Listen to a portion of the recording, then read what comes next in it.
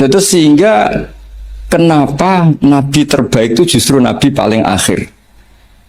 Karena normali wong saiki luwih pinter timbang wong dhisik normali. Misalnya sampean wong kudus saiki, untuk ilmune Mbak Arwani, untuk ilmune Mbak Hisam, ilmune sinten kathah lah.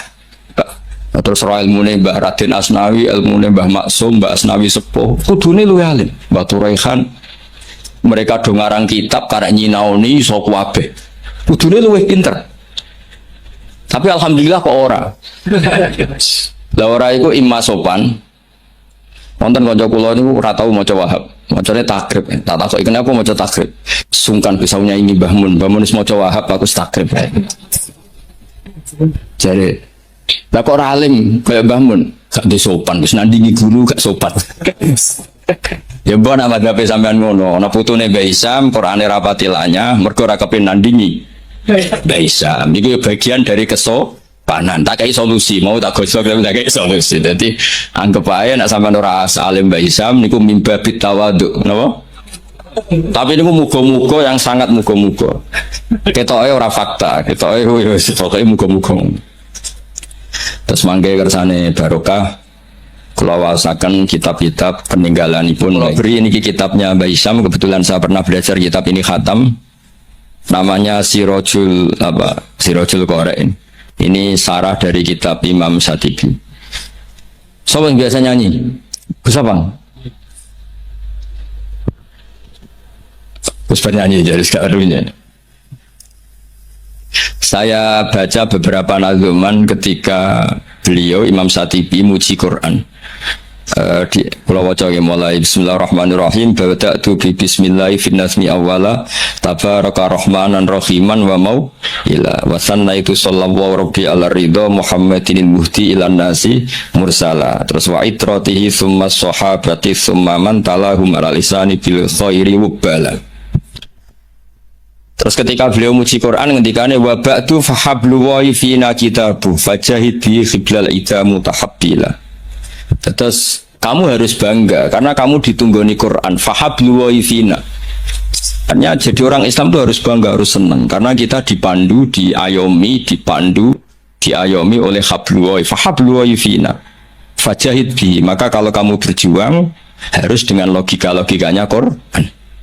Di sini disarai ketika ngendikan fajahid bihi wal murad bil habail adillatul qur'ani allaihatu wa hujajuhu alwadihatu. Jadi yang dimaksud dengan tali Allah adalah logika yang dibangun oleh Quran. Saya sedikit cerita tentang logika yang dibangun. Misalnya begini, dulu itu ada orang Arab yang sangat cerdas. Beliau sering jadi delegasi ketika pembebasan tawanan. Orang sampai disuruh pembebasan tawanan artinya orang yang biasa ahli negosiator top. Ketika perang Badar itu kan Nabi menang, sehingga orang-orang tokoh kafir banyak ditawan Nabi, disebut Asra Badrin. Yang diutus itu namanya Muhammad bin Mut'im, Jubair bin Muhammad bin Mut'im. Itu diutus, dia kafir betul. Delalah pas diutus itu, kan Nabi dulu udah ada hotel zaman itu, jadi orang-orang musyrik sampai berdebat yang nginepnya di masjid. Tapi ojo terus buat itu hukum saya ngomong musyrik kalau nginep. Ya dulu itu ya memang kondisinya seperti itu. Delalah Nabi pas sholat maghrib baca surat Wattur wa kitabim mastur fi rabbim mansur wal baitil ma'mur wasafil marfu. Itu dia tertarik dengan kalamnya Quran. Makanya kalau sama tidak bisa tafsir itu harusnya susah sesusah-susahnya. Karena orang kafir saja faham. Masa kita santri tidak faham? Loh, Sayyidina Umar itu masuk Islam gara-gara dengar apa? Quran. Menjadi Muslim karena faham atau karena tidak faham? Hadal kafir aslama bi barokati sema'il Quran. Ya ora krono ngarep ya, padune ngeles. Nah, setelah dibaca Wattur wa kitabim mastur fi rabbim mansur wal baitil ma'mur, dia itu orang yang sangat cerdas. Ketika Allah mulai berargumen, di antara kalimatnya kira-kira gini, kata Allah, saya ada Tuhan tidak apa-apa, yang Tuhan kamu tidak apa-apa, yang Tuhan kalian tidak apa-apa, kata Allah. Tapi jadi Tuhan itu ada prosedurnya, ada syaratnya. Jadi presiden ya harus menang pemilu, jadi bupati harus menang pil. Mbok ya kalau jadi Tuhan ya syaratnya menciptakan langit dan bumi. Oke, kamu Tuhan tidak apa-apa kata Allah, tapi harus ada aturan mainnya. Kalau ngaku cucu Baisam ya harus salim lah kayak gitu. Ada aturannya. Mau cuma dihormati tok gratisan harus ada aturannya. Gitu. Nah, untuk jadi Tuhan itu ada aturannya. Lho kalau nirakna dawuh Mbah Zubair, mun ke anakku kudu alim, mun dawuh Gus Najih gitu, ke anakku kudu alim. Sehingga aturan mainnya jelas. Mboten nyinggung niki aturan. Enggak apa-apa kata Allah, saya ada Tuhan, yang Tuhan kamu. Tapi penuhilah aturan jadi Tuhan. Apa itu? Ya, am khuliqu min ghairi syai'in. Kalau kamu jadi Tuhan harus kamu menjadi makhluk pertama atau orang pertama. Enggak ada yang mendahului kamu. Di jenis disebut am khuliqu min ghairi syai'in. Jadi kamu wujud tanpa ada bapak, tanpa ada ibu, tanpa di bumi. Seperti Isa ya tanpa bapak, tapi dia lahir di bumi. Isa dengan bumi dulu mana? Kok enak gak ikut ciptakan, ikut jadi Tuhan. Amhumul khaliqun. Ya setidaknya Tuhan itu pencipta lah. Terus ditanya terus diteror terus. Am khalaqus samawati wal ard. Apa kamu menciptakan langit dan bumi? Oh terus semua mbak. Akhirnya dia tidak kuat. Nabi ketika baca itu setelah sholat maghrib dia nangis. Ya Muhammad katanya, habis akal saya, otak saya habis, tidak bisa menandingi apa yang turun ke kamu. Saya masuk Islam. Nah, itu namanya hujat. Orang itu nggak bisa bergeming.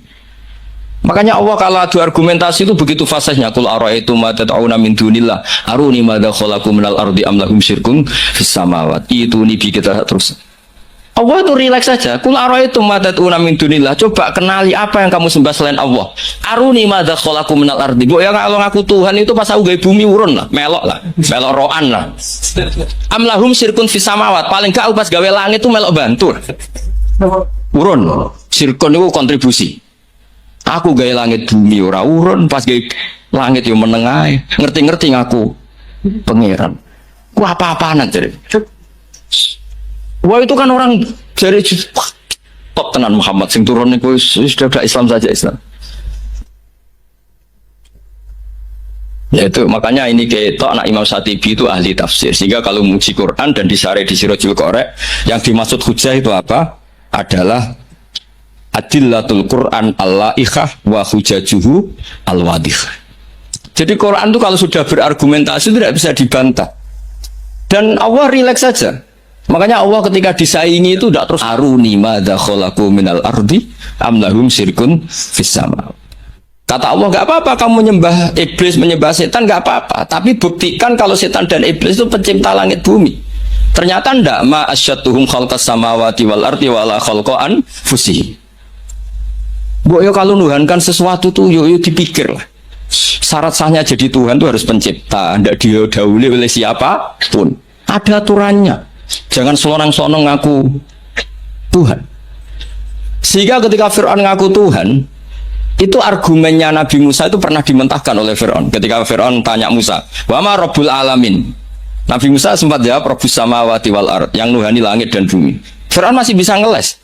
Soal di bumi saya kemana-mana jalan, ma'alim tulakum min ilahin khairi. Saya tidak pernah melihat Tuhan selain saya, yang dituhankan saya. Soal kemungkinan Tuhan Anda di langit, fa'ukit liyaha maun alati faj'ali sorkhal ali at-toli'u ila ilahi Musa. Sudah, Haman saya bikinkan piramida yang tinggi supaya saya bisa melihat Tuhannya Musa. Lalu itu kan celaka kalau betul Fir'aun naik pasti tidak melihat Tuhan karena Tuhan tidak bisa dilihat. Wong kita yang mukmin yang kiai aja tidak bisa lihat apalagi Fir'aun. Wes kiai wis Gus wis ana sing salam tempel ora iso delok. Kadang digoleki barokah ora iso ora apa meneh. Fir'aun. Akhirnya Nabi Musa ganti argumentasi. Dan itu argumentasinya sederhana, tapi Fir'aun kalah. Rabbukum wa rabbu abaikumul awwalim. Sing mengerani buyut-buyutmu. Cara bahasa kudus ngono gampang. Akhirnya para punggawa Fir'aun mikir, nak Fir'aun pangeran berarti bapaknya rade pangeran, bayi rade pangeran. Kan pangerannya balita kan kira-kira gitu. Dengan Fir'aun punya bapak, punya mbah, punya buyut, berarti Tuhan datang terlambat. Berarti mbah-mbahnya tanpa Tuhan. Ngamuk Fir'aun. Nah di sini hebatnya Quran.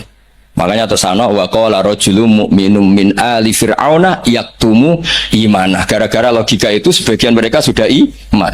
Karena enggak terbantahkan bahwa Fir'aun tidak Tuhan, itu enggak jelas itu. Makanya banyak yang iman meskipun yaktumu iman. Lah yang tuh yaktumu imanahu ini pula orang yang wajah rajulun min aqsal madinati yas'a qala ya Musa innal mala'a ya'tamiruna bikal yaqtuluka fakhrus innilaka minan nasir. Dia itu ikut rapat. Besok Musa tangkap dan bunuh. Karena dia mukmin, hakikatnya mukmin tapi pura-pura kafir. Dia tahu hasil rapat, keputusannya bunuh siapa? Musa. Jadi pasukan besoknya mau nangkep, malam itu ini sudah nemui Musa. Tadi malam saya ikut rapat, keputusannya Anda besok ditangkap. Maka sebelum ditangkap kamu lari. Jadi kadang-kadang wong khianat itu ya rada ono gunane, paham nggih? Tapi khianat apik. Ya dalile niku. Tapi ini saya cerita betapa argumentasi Quran itu musuh saja tidak bisa bantah. Makanya kata beberapa mufassir, kenapa pertama surat turun untuk Iqra bismi rabbikal ladzi khalaq. Itu Allah sama juga mengatakan gini, bacalah Tuhan. Tuhan itu siapa? Ya Tuhan yang berstatus kholaqo. Masa Tuhan berstatus khuliqo? Ya di mana-mana Tuhan harus berstatus kholaqo, pencipta. Masa Tuhan berstatus khuliqo, diciptakan? Terus orang kafir mulai mikir, berhala diciptakan, ini diciptakan. Jadi hafal Quran itu ya diilmoni lah, jangan hafal toh. Kan kita punya guru-guru yang alim. Di sini ada Qudsi, ada TBS, sarananya banyak. Dulu ketika Mbak Arwani ada Batu Rehan, selalu di Kudus itu ada orang alim. Hafid dulu juga orang-orang alim, kata Mbak Arwani, Mbak Saroni, Stanten, Mbak Hisham, semuanya punya tulisan-tulisan. Jadi saya mohon sampean jangan berdalih karena fokus Quran kalau raiso ngaji. Bu, maksudnya aku nak nyuwun ojo aja rasa diterus nolak. Karena iman itu logika Quran yang seperti itu tuh iman. Quran itu misalnya klaim-klaiman kitab suci, Quran itu fair. Itu nih kita bimbing qabli hada au atharatin min ilm. Kalau kamu tidak percaya Quran, tidak percaya Taurat, nggak apa-apa, kamu bikin buku tandingan, tapi yang sekualitas Quran. Dan itu Quran tenang saja, silahkan ngarang. Kalau kamu ngarang sendiri tidak bisa, sama teman-temannya. Kul fa'tu bi suratim. Kalau kurang orang banyak, buat usyuhada aku ngajak konco. Wakhir tonan, ada kompetisi siapa yang bisa ngarang nandingi Quran. Itu orang Quraisy nyerah semua. Akhirnya ada orang agak sableng gitu, bilang mampu. Namanya Musailamah, nama? Bagi gini macamnya Musailimah. Kalau ngaji bolak-balik orang semua Musailamah, nih macam Musailimah. Gara-gara raro akten nih, jadi rata-rata itu macamnya apa? Musailamah atau Musailimah? Trennya apa? Musailamah. Itu akhirnya ngarang ketika dengar wadzariyati dzarwa fal hamilati mikro fal jariyati isrofal muqassimati amro. Karena dengar itu kan pikirannya sama-sama diakhiri tak. Pokoknya pikirannya gitu. Padahal wadzariyati dzarwa itu zarrah itu kekuatan yang dahsyat. Disaingi wazariati zar'a fal hasidati hasda, terus fal khobizati khubza fal lakimati lukma. Jadi terus sampai yang pesen itu iki apa-apaan. Jadi mau wal zariati zar'a, demi perempuan-perempuan yang menanam padi. Bukan isbar ditanam ya wal hasidati hasda, demi perempuan-perempuan yang memanen. Berarti panen wal khobizati khubza, kemudian jadi roti. Terus fal lakimatin kemudian diuntal. Ngasih pesanku protes, iki apa-apa layakul hadza ila majnun. Sampai sing pesannya kecewa, sing order kecewa. Wah yo ora kasil nek gumuknya ini Quran yo ora kasil. Iku apa-apaan niku wong perapatan nak iso kira-kira gitu. Jadi makanya Quran itu ya santai saja, enggak apa-apa. Kalau kamu tidak percaya Quran, kul fa'tu bi asyri suwarim mislihi muftariyat. Kalau asar nggak bisa surah saja, enggak. Kalau 10 surat nggak bisa, 1 saja. Dan Quran fair sampai wa tu man istata'tu min dunillah. Enggak apa-apa kamu minta bantuan.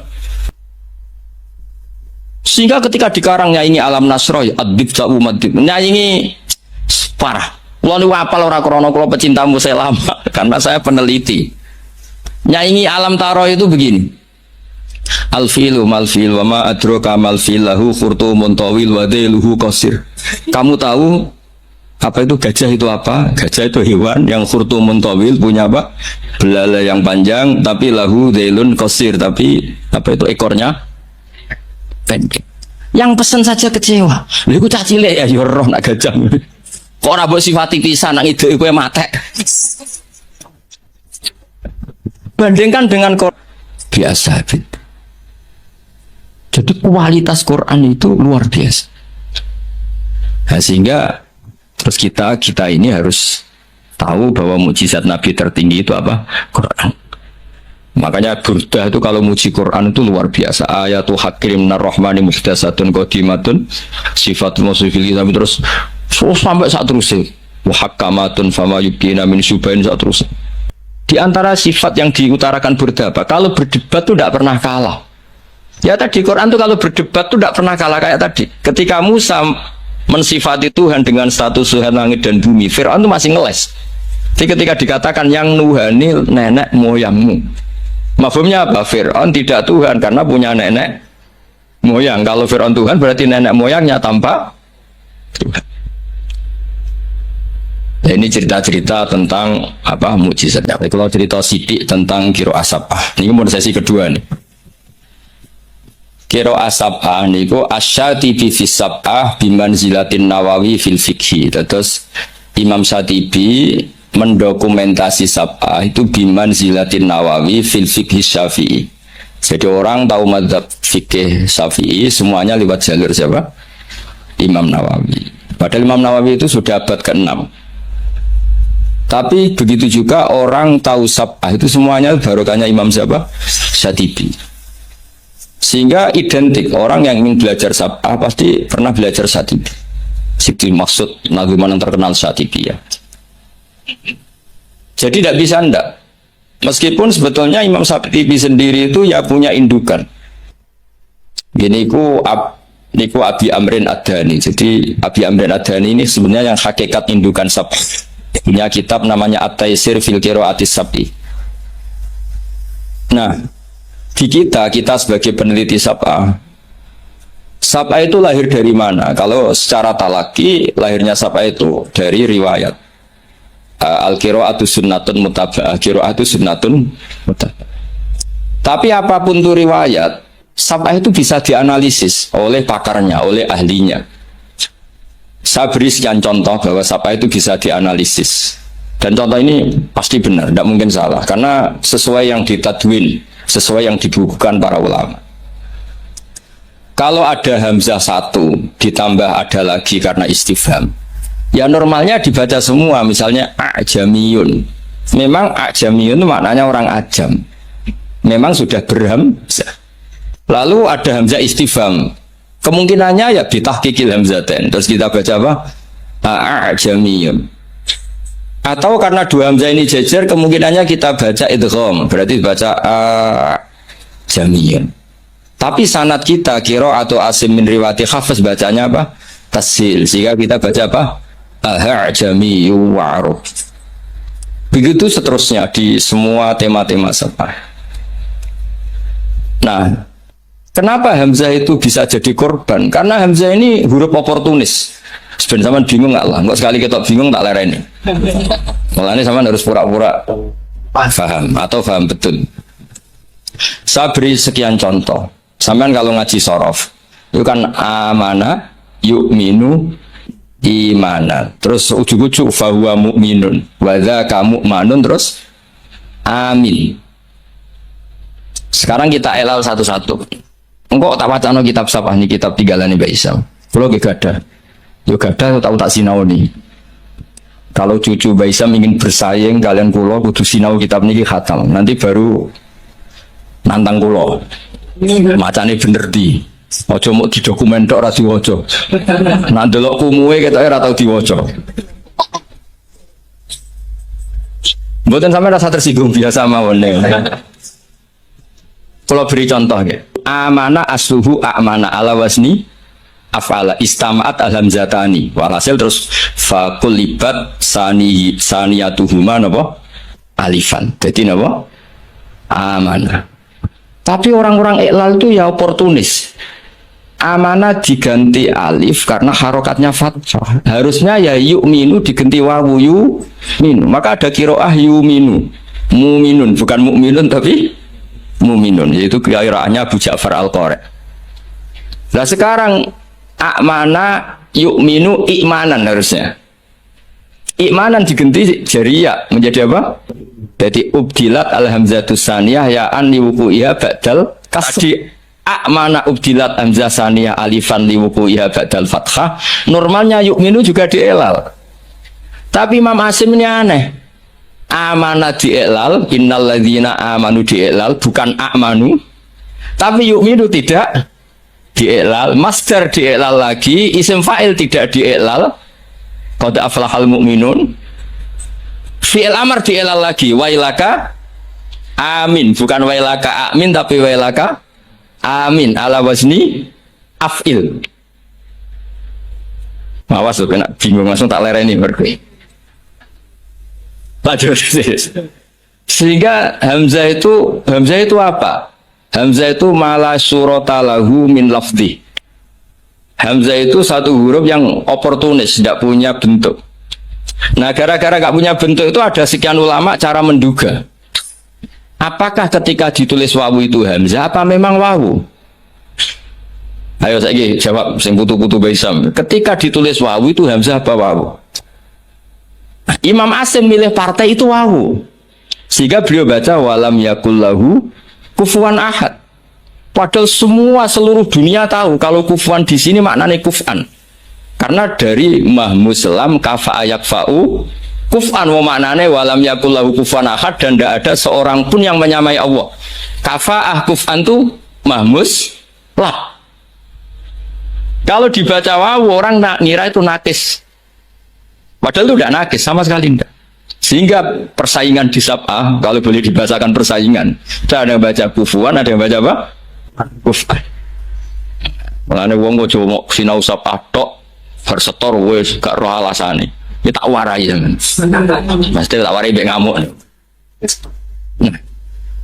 Sehingga maknanya huzuan juga sama. Sing maknanya ngenyek iku hazaa yahzau huzan harusnya. Tapi Imam Asim baca huzuan. Tapi beliau di fi'il baca pakai hamzah. Allahu yastahzi'u. Maka ada pesaingnya yang baca yastahzi. Dong ya.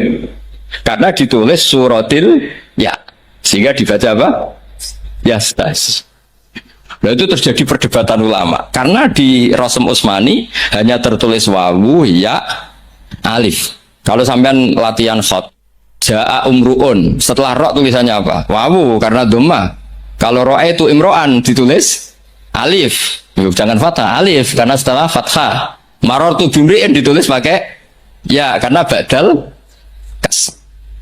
Sama-sama maknanya ya seorang umru'un itu, tapi khina raf'i kutibat bil wawi wa khina nasbi bil alif wa khinal jarri atau wa khinal kasra bil ya.